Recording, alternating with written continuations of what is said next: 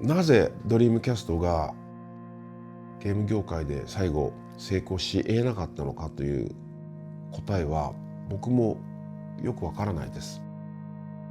いろいろな理由があると思います。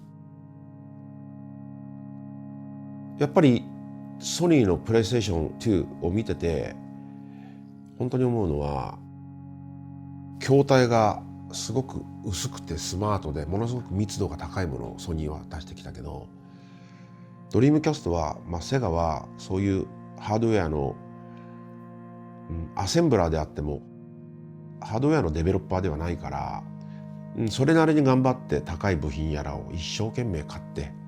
ヤマハや日立や海外のグラフィックチップを仕入れてなんとか商売を成り立たせようとしたわけですよね。だけどドリームキャストってソフトウェアが2本以上売れないと単体だと赤字なんですよ。だから大川さんなんかはシーマンたくさん売れたっていうけどみんなノンゲーマーが買ってたんで、その後別のゲーム買わないからあれは赤字だなんて嘆いたことがあるぐらいです。だからそういういろいろな部品を一生懸命新しいことをやろうとしすぎて、なんか採算が分岐点がちょっと見誤ったのかなというふうには思ってますね。そこに最後にモデムっていうセガからするとオーナーの、わがままっていう表現になっちゃうのかもしれないんだけど、でつけろと言って原価が3000円から4000円上がったっていう話を聞いたことがありますが、そうなってくるとだいぶ損益分岐点っていうのは上がってくるから、そこかなっていうところじゃないでしょうかね。なんかそれも一因じゃないかなという気はしますよね。すごい難しいですよこの話は。例えばなんだろうな、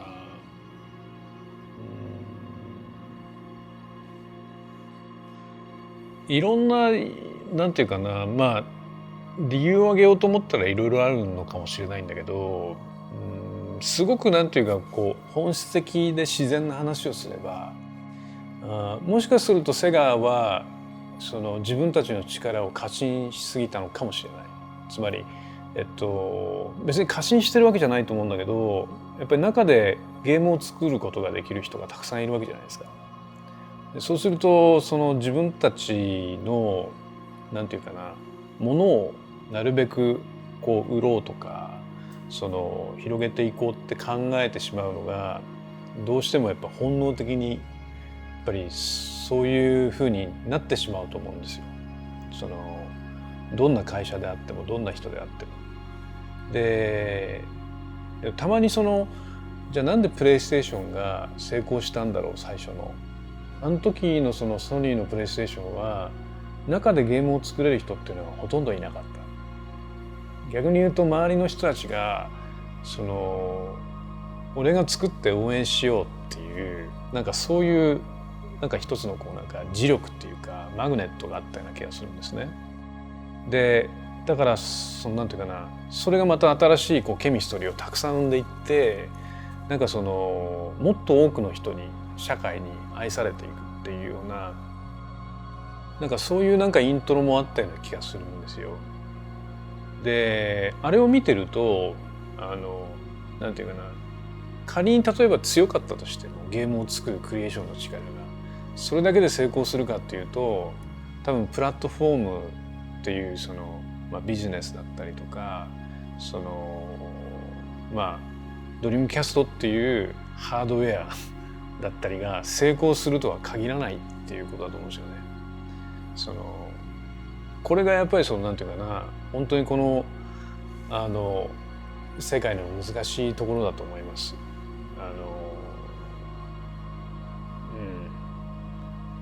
もちろんこれだけじゃないと思う。もっと他にもたくさんあって要因はあると思うんだけど、なんか強くていいものを作ってだから売れるでしょっていうものとはだけではない何か。やっぱりゲーム作品としてはそれでいいかもしれないんだけど、それを全部なんか包み込むプラットフォームとしてはまた別ななんか力学とかそういうものが必要なのかもしれないとも思いますね。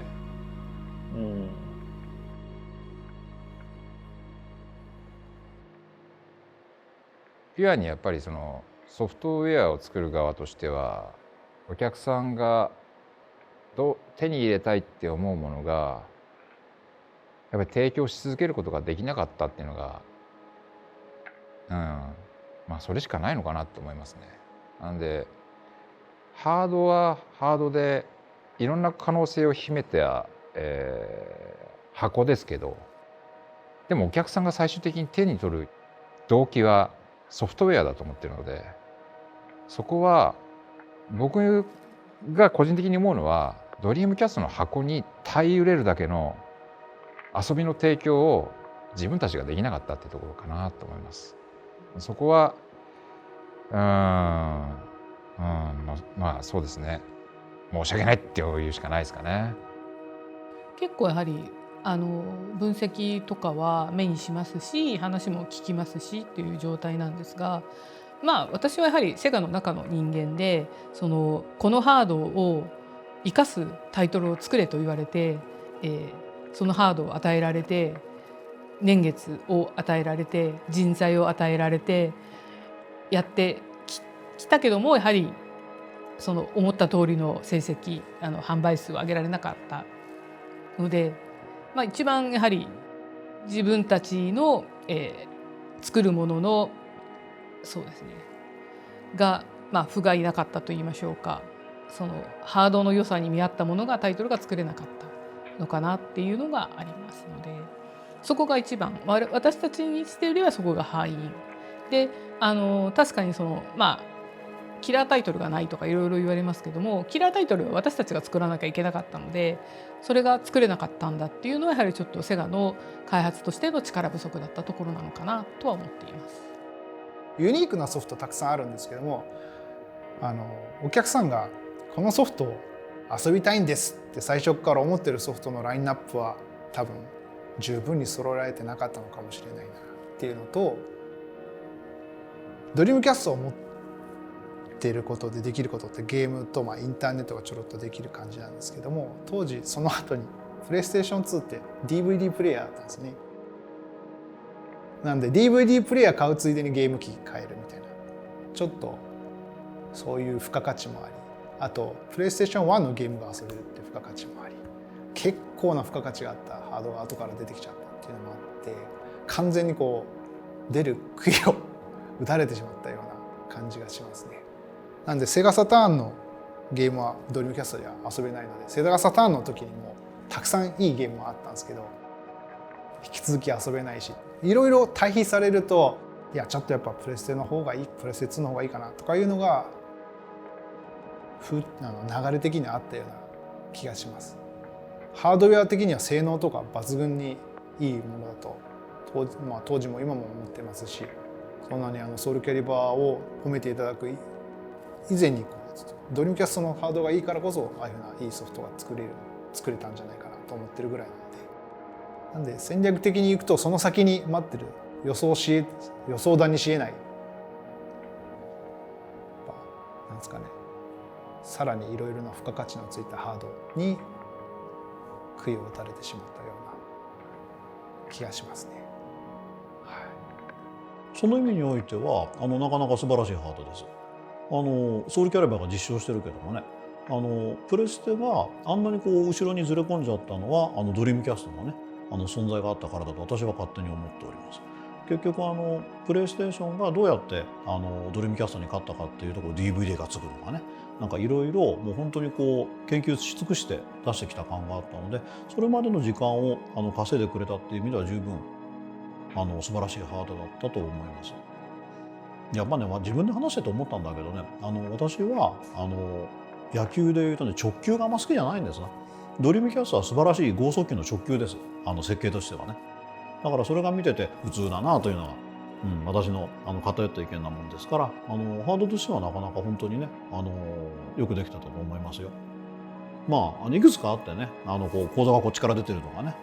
メモリのね電池がすぐ切れてピーとか言うとかね、謎の Windows とかね、何より白いとかね、何より白いのがちょっと嫌だよね。もうセガのハードを白くしてどうするんだっていうね。じゃああくまでも僕個人の意見としてになると思うんですけれど、ドリームキャストって割とそのなんだろう斬新な発想とかそういったものでなんかちょっと一風変わったものを作ろうとしてた機運みたいなのがあるんですね。で多分それって PS というかプレイステーションの方でやろうとしてたこととも一致していて、でなんだろ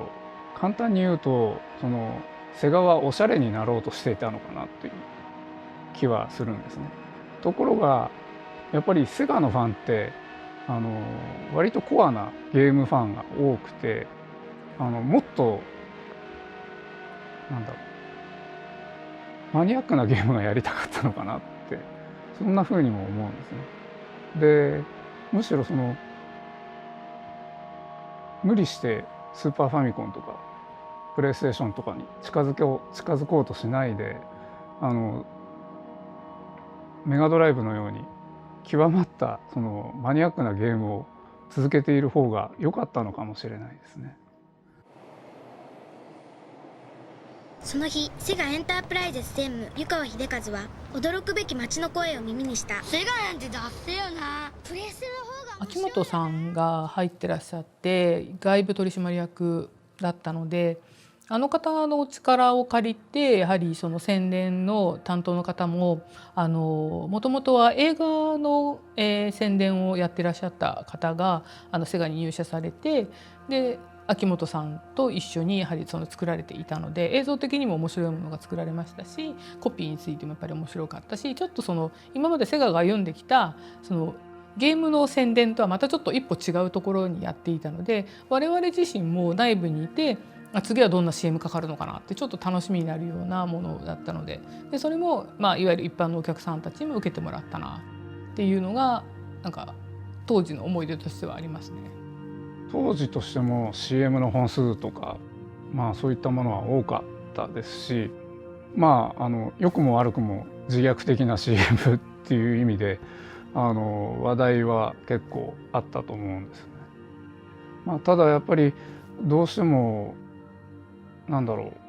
ソフトがなかなか出なかったっていう充実しなかったっていう部分や実はすごく作りやすいハードなんですけれどなかなか作ってもらえるようなメーカーが増えなかったという部分は大きかったのかなとは思います。なぜ報われないことがあらかじめ分かっているような野心的なタイトルがその時世にあふれたかという話にした方がいいと思います。なんでかっていうとやっぱりねセガ側は変化球ですよ。おそらくスペースチャンネル5もマリオの代わりとかそういったものではないと思う。シーマンもそうですね。ああいった面白いことをやろうっていう空気がなぜ醸成されたかというお話をする方が建設的ではないかと思います。でそれについては明確に答えを出せると思います。その前にセガがすっごく儲かっていていろいろ面白いやつを集めたからです。でそれが何らかの形で結実したのがドリームキャストの時期だったというふうに、捉えるのが一番正しいのではないでしょうか。だからねセガはねめちゃめちゃ儲かってたんですよ。バーチャーレーシング、バーチャーファイター、メガドライブボッカーンとか言ってお金が山ほどあったので私多分サラリーマンに見えないと思いますけどもこういう頭のおかしい連中がぐわーっと集めてねお前ら何でもいいから好きなことやれとかねそういう素晴らしい土壌があったんですね。研究開発って名目で。私はもう本当にその世界の中でもう存分にいろいろやらせていただいて楽しいことができたんですけども、だから私が91年の入社でしょ。でセガ側がおそらく作ってるのは1999年のあたりなのでね、そこら辺の10年の間で溜め込んでいた面白い要素、これが一気に結実して、もちろんそんな面白いことがいつまでも続くわけはないので結実と同時に市場として破綻してしまったという。日本の言葉にね売り絵と空用に書く三代目っていうのがございましてね、ご存知かどうかあれですけども商売の初代の人はもうがむしゃらにやるんですね。で2代目の人も初代の人の言うことを聞いて一生懸命やる。で3代目のボンボンとかがもう私はもうお金はいっぱいあるからみたいにして文化的な方向にクリエイティブな方向に独自性を持って走っていて商売を果たすんです。だからセガ側であるとか、ちょっとセガ側ここに出すのおこがましいからちょっと置いとくとして、スペースチャンネル5とかね、シーマンとかシェンムーとか、あそこら辺のね、よくこんなもの作ったなっていうやつの前段がどこにあるかというと、アーケードにおける、あるいはジェネシスにおけるセガの成功と肥沃な土壌みたいなものが形成されてね、それがあそこに結実したんではないかなと私は思います。でそれはオカメ八目で見てらっしゃると、なんであんなものを出して天下取れなかったんだろうかと思うかもしれないけども、話は逆で、あんなものを出してる瞬間にも天下は取れなくなったんだというのがより正しい考え方ではないかなと思います。多分当時思ったのは、戦略的には認知を拡大したいのはそう合ってるんですけど、何がいいのかって全然伝わらなくて、ゲーム機を売りたいのにゲームソフトがいっぱい揃ってるとか、こんなソフトも遊べるよっていうのは全然わからない。ただCM 知ってるよっていうのはあったと思うんですよ。本当の会社の専務が出てきて、やっぱプレスだよなって言われて、いやドリームキャストあるよっていうような宣伝じゃないですか。でもその先に待ってる我々にどんないいものを提供してくれるんだいっていうのって、やっぱソフトウェアだと思ってて、家庭用ゲーム機ってこんなにいいソフトが揃ってる、さあ君たち遊びたいのはどれだいっていうようなのに、そこから先の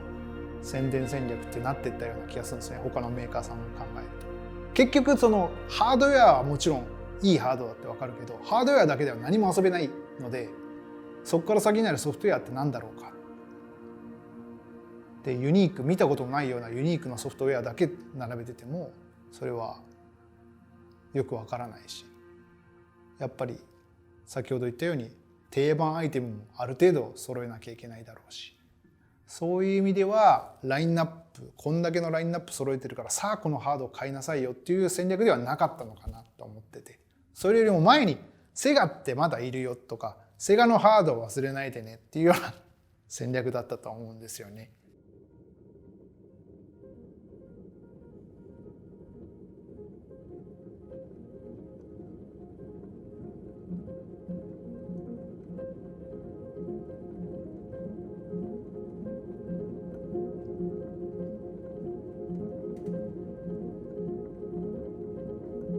あとは何だろう、何が成功しなかった理由と言えるんだろうか。まあでもゲーム機の成功っていうのは何なんだろうな。ちょっと、僕はドリームキャストで仕事ができてすごく人生が幸せになったし、いい思い出がいっぱいもらえたし、僕の中では失敗だとあんま思ってないんですよね。僕はゲームをドリームキャスト向けに一本提供しただけにとどまらず、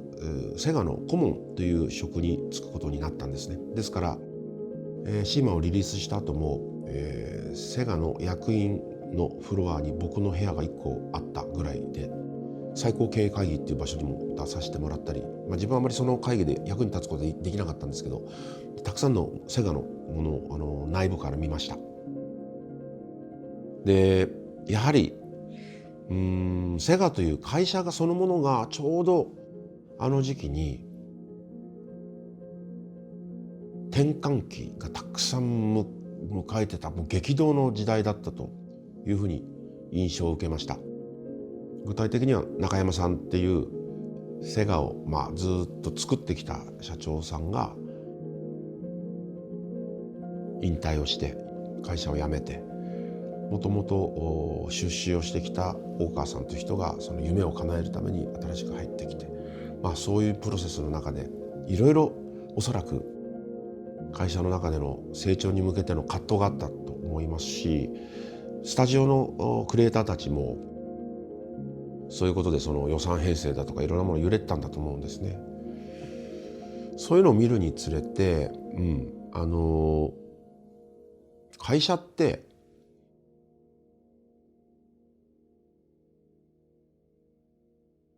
外の人が想像する以上にものすごくたくさんの人が議論をして運営されてるんだなっていうのを目の当たりにしたんですね。だからドリームキャストのもっと違うバージョンのイラストの写真を僕は持っていて、それはそのオーナーの大川さんの部屋に貼ってあったんです。イタリアのデザイナーかながデザインしたもう未来的なドリームキャストみたいなのっていうのは、おそらくドリームキャストはダサい形がでかいっていうのを聞いて、その有名なデザイナーさんに発注した絵がだと思うんですけどね。まあそれがいいとか悪いとかいろんな議論があったのも社内であったのも聞いてますけど、そういうふうにたくさんの選択肢の中で物事っていうのは1個しか取れない、それが当たってるかどうかっていうのは本当にわからない。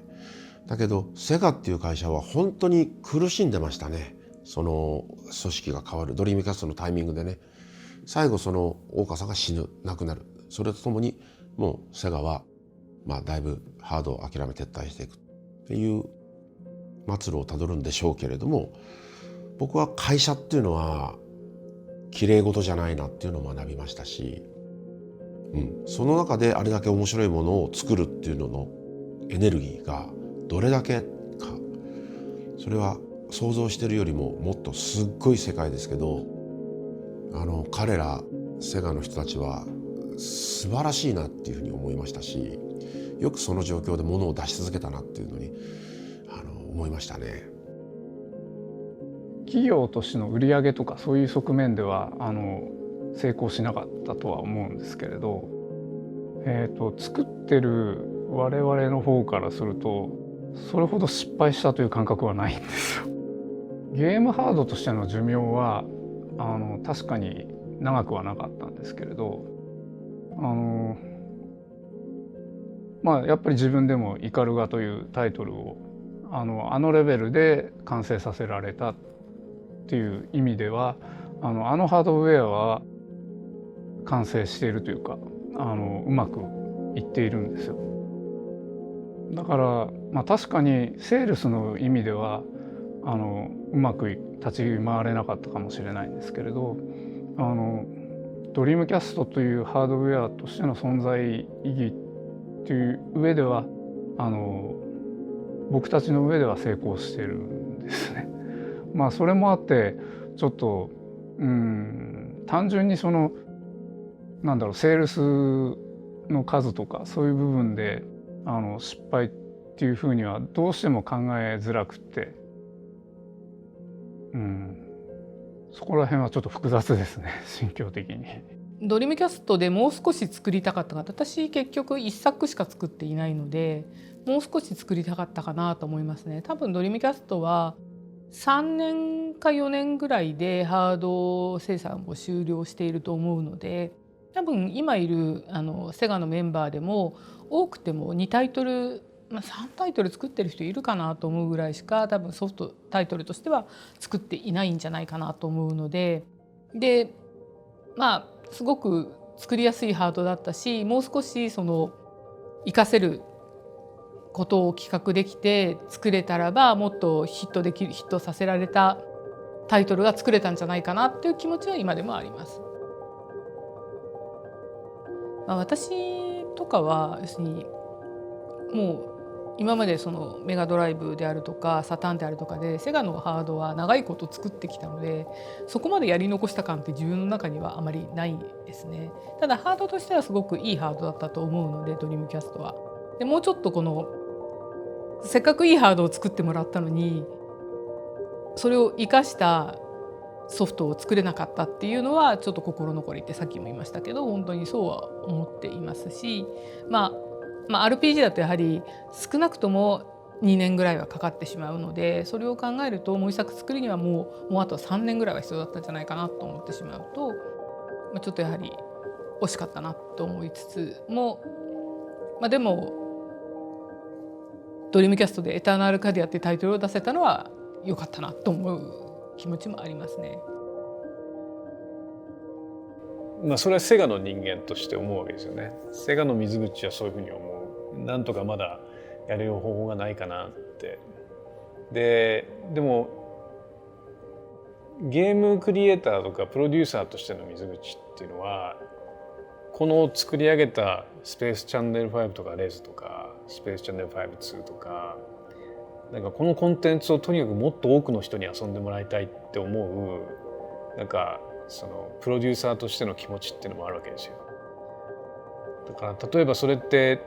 ドリームキャストもできるけど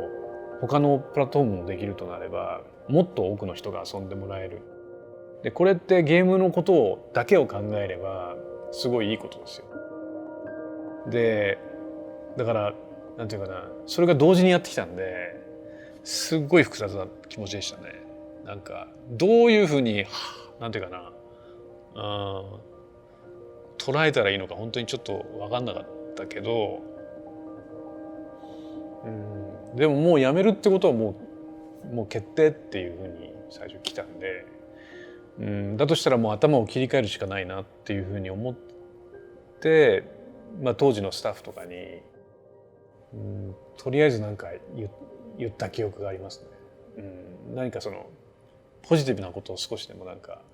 考えて少しでもみんなに共有しなきゃと思って。大混乱というところまではいかなかったのではないかなと思うんですけども、それどうしていかなかったのかっていうと、会長の岡勲さんがやはり非常にセガにお力を注いでくださって、でそこで、損失を計上していたのですが、それを全部資材で、賄っていただいて、セガはまだこれからもやっていけると、開発を続けていくんだっていうすごく力強い言葉を我々も聞いていたので、なんかあまりよしここでもセガはダメだ逃げなきゃとかそういうことはあまり私とかは全然考えてはいなかったです。でむしろ次は今度はプレイステーションであるとか、それから任天堂の、ゲーム機でゲーム作るんだ、どうしよう、いやでもなんかちょっとワクワクするなと、他社さんのハードでは今まで作ったことがなかったので、それはそれでまた新しいチャレンジとして、セガはもうソフトメーカーになってしまいますが、それでもなんかそこでまた新たなチャレンジができるんじゃないかっていうふうには考えていましたし、だからそこはやはり大川さんが会社もですし開発陣の心も支えてくれたのかなとは思っていました。メーカーとして勝負していかなくちゃいけないってところのハードルが上がったっていう印象と、可能性も広がったのかなと思っていて、家庭にインストールされてる数でいうとやっぱりね、当時の他社さんのハードの方が圧倒的に多かったわけなんで、そこでソフトウェアで勝負していくってところに対しての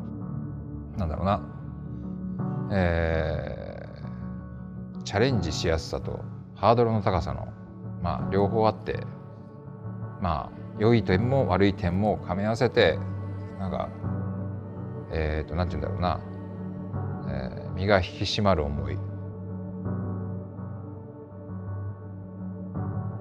ゲームって僕の頃は子供が遊ぶものでしたし、でそこをすごく広げていって、ファミリーの領域まで広げていったハードが任天堂さんが手がけられてたり、でそこに対して大人の遊びってものを確立していった我々と競っていったプレイステーションっていうものがあったりっていう中で、とはいえゲームって新しさだよね、驚きだよねってところにこだわってたっていうのは我々の会社の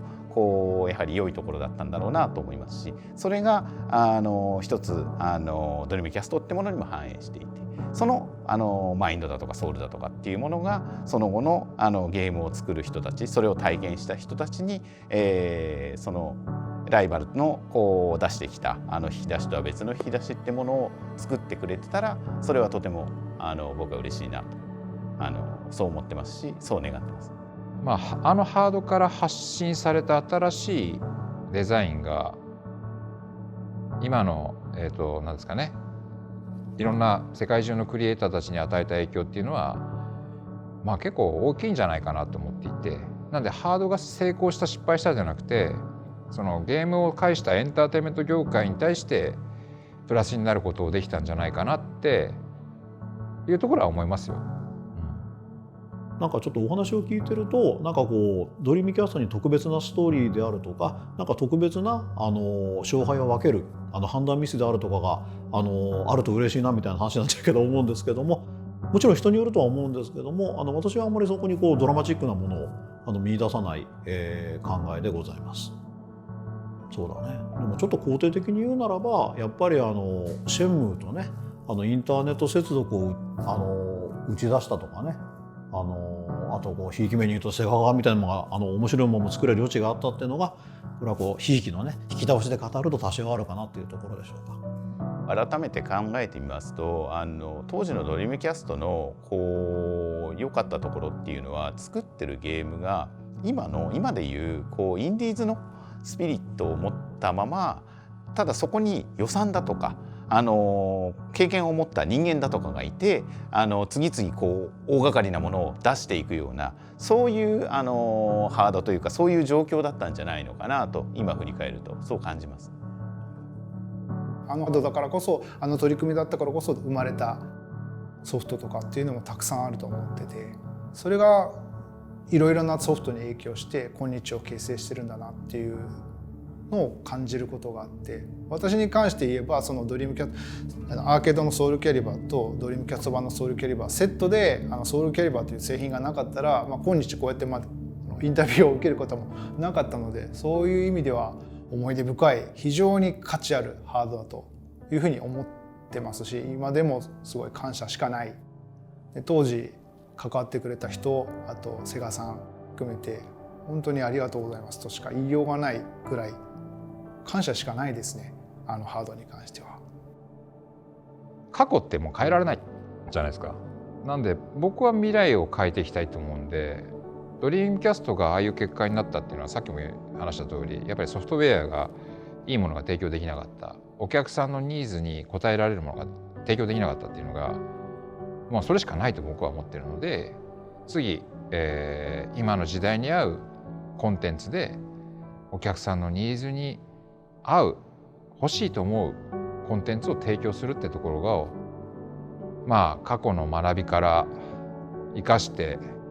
いくしかないのかなって常に思うようにしてますね。なんで過去は過去から得られたそのなんだろうな、反省というか振り返りで未来を作っていくっていう風にしていきたいなって思ってますよ。ちょっとかっこつけちゃいましたね。本当？モテっかな。